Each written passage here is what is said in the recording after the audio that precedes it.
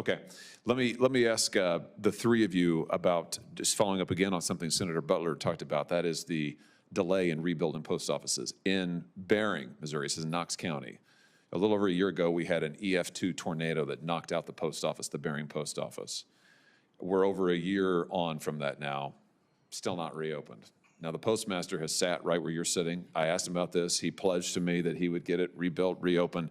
I just want to know, from your perspectives, are you willing to commit to me today that if confirmed, you will work to get rural post offices, all post offices, but it's particularly acute in our rural areas that have been put out of service? Will you commit to me to working to get those reopened on a timely basis? You think about this community. This is a small community. They have been without mail, essentially. They got to go drive somewhere far. They've been without mail for over a year. A year. I mean, that's, frankly, I think it's ridiculous. It's so bad that I've introduced legislation that would create a statutory requirement to rebuild these post offices in a timely fashion. So let me just ask you, and after that I have one more question, let me just ask you if you're willing to commit to working on this and to making sure we get these post offices reopened when they are damaged. We'll start with you, Congresswoman, go down the line. In Florida, we also have some extreme weather issues to deal with. So yes, if confirmed, I would commit to getting these post offices reopened as soon as possible. I'd commit to that as well. I would commit to that as well. Okay, thank you. Last thing, Mr. Chairman. Congresswoman, let me just ask you about a little bit of your rhetoric that, I'll be honest with you, I find a little bit worrisome, and give you a chance to address it, because this is a nonpartisan position for which you are being nominated, and I realize you've been in partisan politics, and that's fine. I'm in partisan politics, but that's not this position. So let me just ask you about a thing or two that you've said that I find a little worrisome. Let's start with the democracy one. We heard a lot of talk in this most recent election now concluded about Republicans, and particularly the now president-elect, being a fascist, which I think is incredibly irresponsible rhetoric.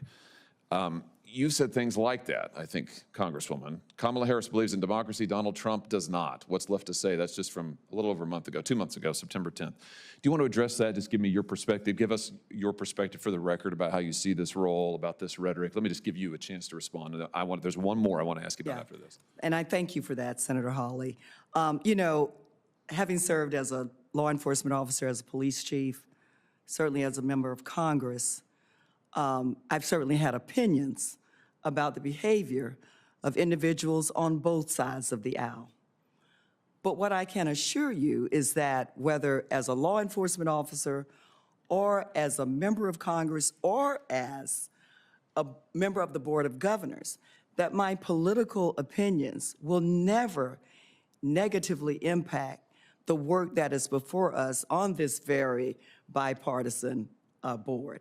Matter of fact, I currently travel all over the country, asked to do so, along with former Republican members, to talk about the importance of working together in a bipartisan way. I believe it is the only way that we can get the big things done.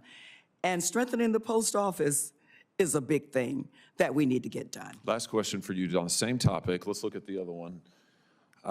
This is about the current president-elect's ability, constitutional right to serve. You said after the Civil War, we ratified the 14th Amendment. It says people try to overthrow the government should be banned. Donald Trump tried to overthrow the government. This was in reference to the cases that tried to get the former president, now future president, kicked off the ballot. I'm deeply concerned about those cases. They failed, as you know. The U.S. Supreme Court weighed in on this 9-0, said absolutely not. This is up to the people to decide. My question for you is that since this time, since you said that, he's been reelected. He's going to be the next president. If you're confirmed for this, you're going to serve under him effectively. Are you able to do that? And just comment on this, which you said, and your potential future role. Senator Hawley, when President Trump was first elected in 2016, he was not my candidate. But I went to his inauguration because the American people had spoken. And I wanted to, in a very unified way, be there to support the President of the United States because the people had spoken. I believed it was a free and fair election, and it was important for the country to move forward.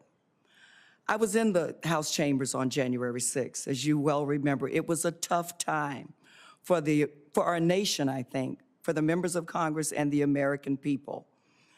expressing my opinion coming out of that very tough time. We moved forward. The same person has been reelected. The American people have spoken, and I respect the will of the people.